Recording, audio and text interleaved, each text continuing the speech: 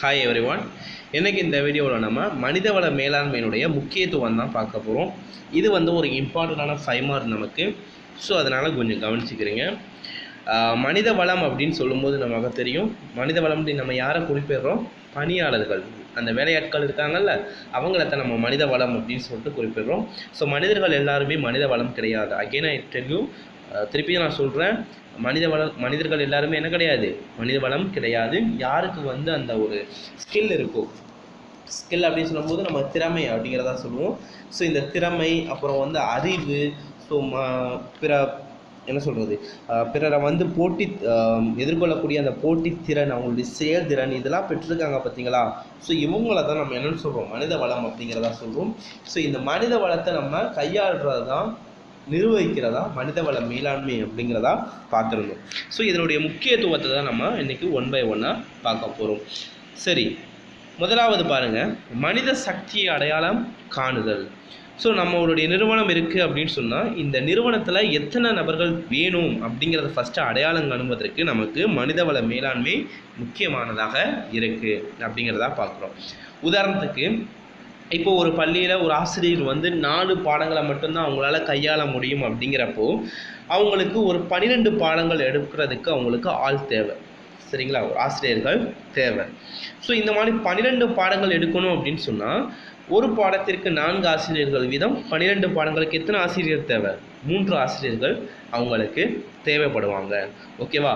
So இந்த மாதிரி அவங்க இதை மேனேஜ் பண்ணுறதுக்கு, அதாவது இதை மேலாண்மை செய்கிறதுக்கு இத்தனை பர்சன்ஸ் தேவை, இந்த வேலையை செய்கிறதுக்கு இத்தனை பர்சன்ஸ் இருந்தால் மட்டும்தான் என்ன பண்ண முடியும், செய்ய முடியும் அப்படின்னு சொல்லிட்டு, அந்த மனிதவள மேலாண்மை இருந்தால் மட்டும்தான் என்ன பண்ண முடியும், அதை அடையாளம் காண முடியும். ஓகேவா? மற்றவங்க சொல்லிடலாம் குத்து மதிப்பா, இப்போது நான் ஒரு 12 அப்படின்னு சொன்னதுனால நம்ம ஈஸியாக சொல்லிட முடியுது. இதுவே பெரிய பெரிய நிறுவனங்களில் பொறுத்த வரைக்கும் எந்தெந்த நபர் என்னென்ன வேலை செய்ய முடியும், அது உங்கள் வேலையில் என்னென்ன வேலை பளு இருக்கும் அப்படிங்கிறது அவங்களுக்கு தான் தெரியும். ஓகேவா? அதனால அவங்க தான் எத்தனை பர்சன்ஸ் தேவை, எத்தனை மனிதர்கள் தேவை அப்படிங்கிறத அடையாளம் காண முடியும். இந்த நெக்ஸ்ட்டு, மாற்றங்களை இணைத்துக்கொள்ள. ஒரு பழமொழி கூட என்ன சொல்லுவோம், ஒரு பழமொழி கூட சொல்லுவோம், மாற்றமே மாறாதது அப்படின்னு சொல்லிட்டு. இந்த மாற்றமே மாறாது அப்படின்னு சொன்னால் எப்போவுமே எல்லா விஷயங்களுமே மாறிக்கிட்டே இருக்கும் அப்படிங்கிறத தான் பார்க்குறோம். அதே மாதிரியே ஒரு நிறுவனம்னு சொன்னால், இந்த நிறுவனத்தினுடைய நிலையானது எந்த நேரத்தில் எப்படி வேணாலும் இருக்கலாம். இப்போ நல்லா இருக்கக்கூடிய நிறுவனம் பின்னொரு காலத்தில் ரொம்ப மோசமாகலாம், அல்லது இதை விட நல்லா இருக்கலாம். ஸோ இது எல்லாமே நம்ம ஹேண்டில் பண்ணணும், இது எல்லாத்தையும் நம்ம சமாளிக்கணும் அப்படின்னு சொன்னால், நமக்கு மனிதவளம் மேலாண்மை ஒரு முகவராகத்தான் செயல்படுறாங்க அப்படிங்கிறத பார்க்குறோம். இப்போ ஒரு நிறுவனம் இருக்குது, அவங்க உற்பத்தி செஞ்சுட்டு வராங்க. டெய்லி அவங்களுடைய உற்பத்தி அப்படிங்கிறது 4000 பொருட்கள்னு 1000 பொருட்கள்னு வச்சுக்கலாமே. திடீர்னு ஒரு ஆர்டர் வருது, அவங்க 500 சேர்த்து கேட்குறாங்க. அப்போது ஒரு நாளைக்கு 1500 பொருட்கள் உற்பத்தி பண்ணணும். அப்போ நம்ம யாரை வச்சு உற்பத்தி பண்ண முடியும்? மனித வளத்தை வச்சுதான் உற்பத்தி பண்ண முடியும். ஸோ இந்த மனித வள மேலாண்மையின் மூலமாக அவங்கள வச்சு அந்த 500 கூடுதல் பொருட்களை கூட என்ன பண்ண முடியும், நம்மளால் உற்பத்தி செய்து வழங்க முடியும். இந்த நெக்ஸ்ட்டு, மனித சக்தியின் சரியான தேவையை உறுதி செய்தல். ஓகேவா? நம்மக்கிட்ட பற்றாக்குறையான பணியாளர்கள் இருக்காங்களா, அல்லது உபரியான பணியாளர்கள் இருக்காங்களா அப்படிங்கிற ஒரு சந்தேகமாக வரக்கூடாது. எப்போவுமே நம்மக்கிட்ட சரியான பணியாளர்கள் இருக்காங்க அப்படிங்கிற ஒரு விஷயத்தை உறுதிப்படுத்தணும் நம்ம. ஓகேவா? எவ்வளோ பர்சன்ஸ் நமக்கு தேவை, நம்மளுடைய நிறுவனத்துக்கு ஒரு 100 பேர் தேவையா, அப்போ 100 பேரை நம்ம கரெக்டாக வச்சுருக்கணும். 110 இருக்கக்கூடாது, 101 இருக்கக்கூடாது, 99 இருக்கக்கூடாது. ஸோ எந்த ஒரு பற்றாக்குறையும் இல்லாமல், உபரியும் இல்லாத ஒரு பணியாளர்களை நம்ம என்ன பண்ணிக்கணும், நம்ம நிறுவனம் எல்லா நேரத்திலையும் வச்சுருக்கணும். இதை உறுதிப்படுத்தக்கூடியதற்கு நமக்கு மனிதவள மேலாண்மை முக்கியமானதாக இருக்குது. இந்த நெக்ஸ்ட்டு, சரியான வேலைக்கு சரியான நபரை தேர்ந்தெடுத்தல். Right person to the right job அப்படிங்கிறதா சொல்லுவோம். சரியான வேலைக்கு என்ன பண்ணணும், சரியான நபரை தான் தேர்ந்தெடுக்கணும். ஓகேவா? இப்போ அக்கௌண்ட்ஸ் படித்து நீங்கள் போயிட்டு என்ன பண்ண முடியாது, ஒரு சயின்ஸ் படித்த பர்சன் செய்யக்கூடிய வேலையை செய்ய முடியாது. இப்போ நீங்கள் சிஏ படிச்சிட்டிங்க அப்படிங்கிறதுக்காக நீங்கள் ஒரு சார்ட்டர்ட் அக்கௌண்ட் எடுத்துக்கலாம். நீங்கள் சார்ட்டர்ட் அக்கௌண்ட் அப்படிங்கிறதுக்காக நீங்கள் போய் என்ன பண்ண முடியாது, ஒரு பேஷண்ட்டுக்கு போய் ஆப்ரேஷன் பண்ண முடியாது. ஓகேவா? அதே மாதிரி அந்த டாக்டர் என்ன பண்ண முடியாது, அக்கௌண்ட்ஸை ஃபுல்லாக வெரிஃபிகேஷன் பண்ணி ஒரு ஆடிட்டிங் பண்ண முடியாது. ஓகேவா?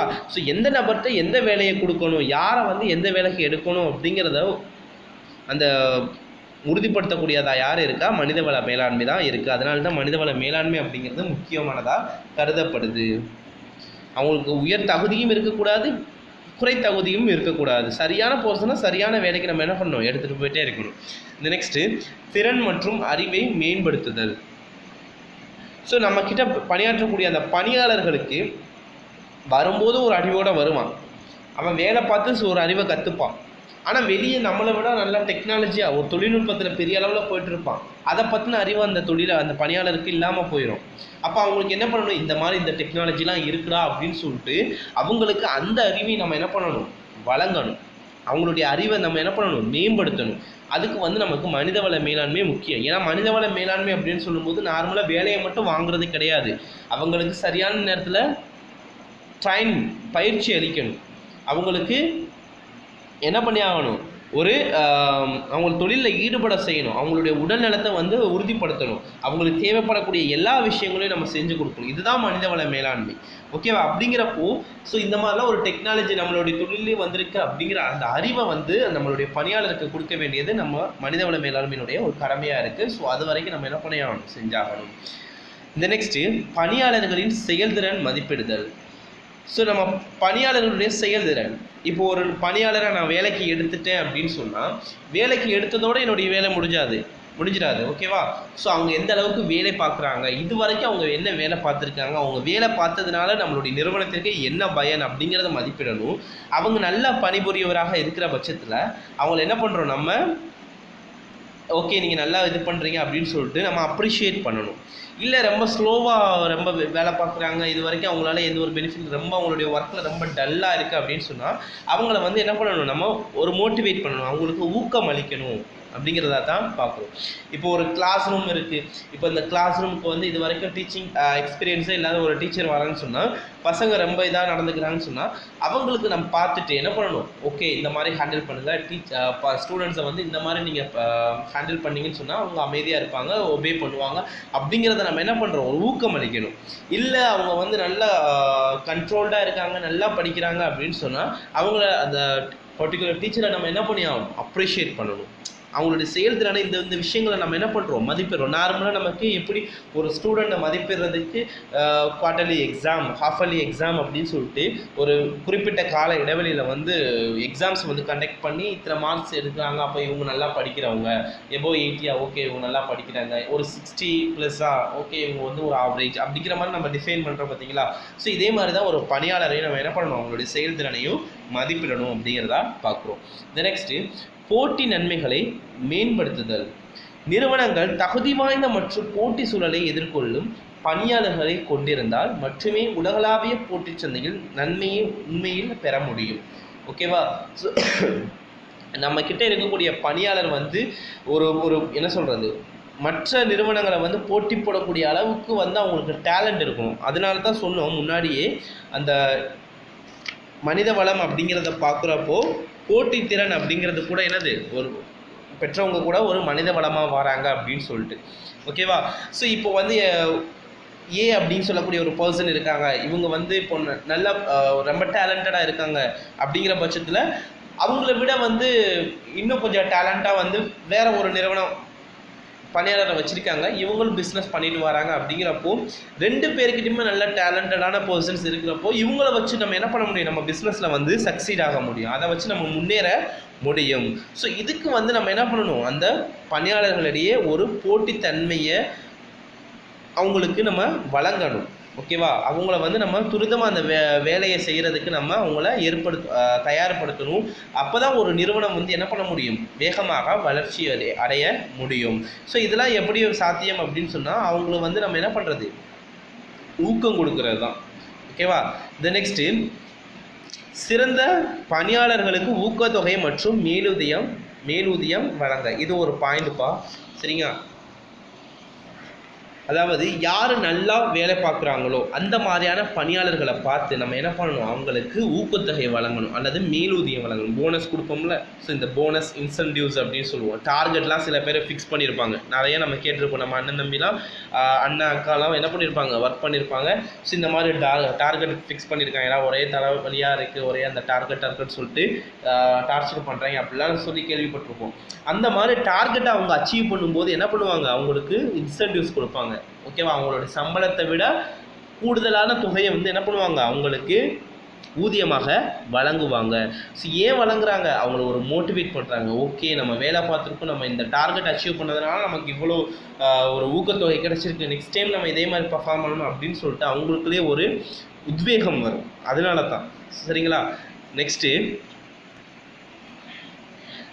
பணியாளர் அர்ப்பணிப்பை தீர்மானித்தல். ஸோ எந்த அளவுக்கு பணியாளர் வந்து அந்த பணியில் வந்து ரொம்ப அர்ப்பணிப்போடு இருக்காங்க அப்படிங்கிறத இந்த மனிதவள மேலாண்மை மூலமாக நம்ம என்ன பண்ணுறோம், நேர்காணல் நடத்தலாம், அல்லது ஒரு வினா தொகுப்பு மூலமாக அந்த பணியாளர்கிட்ட வந்து கேட்டு தெரிஞ்சுக்க முடியும். ஓகேப்பா, இவ்வளோ நாளாக வந்திருக்க, என்ன கற்றுக்கிட்ட, என்ன தெரியும், நம்ம தொழிலில் என்ன பண்ணிகிட்ருக்கோம் அப்படின்னு சொல்லிட்டு நம்ம சும்மா ஜஸ்ட்டு வந்து என்ன பண்ணலாம், அவங்கள்ட்ட கேட்கலாம். அல்லது வந்து ஒரு கொஸ்டினை ரெடி பண்ணி கொடுத்து, இந்தாப்பா இதுதான் நம்ம தொழிலில் நடக்கக்கூடியது, இதில் இது வரைக்கும் வந்து என்னப்பா தெரிஞ்சுக்கிட்ட, வந்து இப்போ ஒரு 3 மாதம் ஆச்சுன்னு வச்சுக்கலாம், 3 மாதத்தில் நீ என்னப்பா தெரிஞ்சுக்கிட்ட, ஒரு ஆன்சர் வந்து டிக் பண்ணி கொடுப்பா அப்படின்னு சொல்லி அந்த மாதிரி கேட்டு கூட என்ன பண்ண முடியும், தெரிஞ்சுட்டு அந்த பணியாளர் வந்து எந்த அளவுக்கு நம்மளுடைய நிறுவனத்தில் ஈடுபாடோடு இருக்காரு, அர்ப்பணிப்போடு இருக்காரு அப்படிங்கிறத நம்ம என்ன பண்ண முடியும், தீர்மானிக்க முடியும். இந்த நெக்ஸ்ட்டு, சமூகமயமாக்க வலியுறுத்தல். ஸோ மனிதன் அப்படின்னு சொல்லும்போது நமக்கு தெரியும், மனிதன் ஒரு சமூக விலங்கு அப்படிங்கிறதா சொல்கிறோம். ஸோ சமூக விலங்கு அப்படிங்கிறப்போ நமக்குன்னு சில தேவைகள் இருக்கும், சமுதாயம் சார்ந்த தேவைகள் இருக்கும். ஸோ அந்த மாதிரி பட்சத்தில் நம்ம சமுதாயத்தோடு ஒன்றி தான் வாழ்கிறோம். ஓகேவா? நம்மளோட வந்து ஒரு ஈக்குவலான ஏஜ் உடையவங்க இருப்பாங்க, நம்ம ஒரு குழுவின் கீழே செயல்படுவோம், நமக்குன்னு ஒரு தலைவர் இருப்பாங்க, நம்மளுடைய ஒரு துணை நிலையில் உள்ளவங்க இருப்பாங்க, மேலாளர் இருப்பாங்க. ஸோ இந்த மாதிரிலாம் இருக்கும்போது நம்ம எப்படி பணியாற்றுறோம் அப்படிங்கிறத என்ன பண்ண முடியும், நம்ம ஒன்ஸு மனிதவள மேலாண்மை மூலமாக உறுதி செய்ய முடியும், உறுதி செய்யவும் வேண்டும். தி நெக்ஸ்ட்டு, சாதகமான பணியாளர் மனப்பான்மையை வளர்ப்பதாகும். ஸோ மேலாண்மை பற்றி பணியாளர்கள் மனப்பான்மை சாதகமாக இருக்கும் வகையில் நிறுவனங்கள் ஒரு நல்ல பணிச்சூழலை உருவாக்கும் விரும்புகிறது. அதாவது இப்போது என்னுடைய மேலாளர் இருக்கார், இவர் கீழே வேலையே பார்க்க முடியாது, அந்த மேனேஜர் போய் கேட்டோம்னா வல்லு என்ன பண்ணுவார், கத்துவார், ஒன்றுமே சொல்ல மாட்டார், எரிஞ்சு விழுவார் அப்படின்னு சொல்லிட்டு ஒரு மென்டாலிட்டி பணியாளருக்கு வரக்கூடாது. ஓகே, இவங்கள்ட்ட போய் கேட்டால் நமக்கு எது வந்து நல்லதோ அதை செய்வாங்க அப்படின்னு சொல்லிட்டு ஒரு சாதகமான மனப்பான்மை வந்து அந்த பணியாளருக்குள்ள வரணும். அந்த ஒரு பயம் இருக்கக்கூடாது, வெறுப்பு வரக்கூடாது. ஓகேங்களா? ஸோ நம்ம கீழே வேலை பார்க்கக்கூடிய அந்த பணியாளருக்கு வந்து நம்ம மேலே ஒரு நம்பிக்கை வரணும், ஒரு நல்ல விருப்பம் இருக்கணும், ஒரு நல்ல ஒப்பீனியன் இருக்கணும். அவங்களுக்கு ஏதாவது பிரச்சனை வந்துச்சுன்னு சொன்னால் அதை தீர்த்து வைக்கிறதுக்கு நம்ம மையங்களை நிறுவனம், அவங்களுக்கு ஆலோசனை கொடுக்கணும், அவங்களுக்கு குறைகளை தீர்த்து வைக்கிறதுக்கு நம்ம என்னெல்லாம் செய்யணுமோ அது எல்லாமே நம்ம என்ன பண்ணணும், செஞ்சு கொடுக்கணும். அவங்களுக்கு ஒரு கம்ஃபர்டபுளான சோன் நம்ம க்ரியேட் பண்ணி கொடுக்குறோம். அது அவ்வளோதான். நம்மக்கிட்ட வேலை பார்க்கக்கூடிய அந்த பணியாளர்கள் வந்து எந்த ஒரு பிரச்சனைகளும் இல்லாமல் அவங்க சுமூகமாக அந்த பணியை செஞ்சுட்டு போகணும். அதுக்கு என்ன செய்யணுமோ அதை நம்ம செஞ்சு கொடுக்கணும். அவ்வளோதான். இது நெக்ஸ்ட்டு, கூட்டு பிரதிநிதித்துவ வாய்ப்புகளை வழங்க. நமக்கு தெரியும், நிறைய மூவிஸ் பார்த்துருப்போம், அதில் வந்து யூனியன் தலைவர் அப்படின்லாம் சொல்லுவாங்க. ஓகேவா? அதுதான் சிம்பிளி வந்து அதுதான்.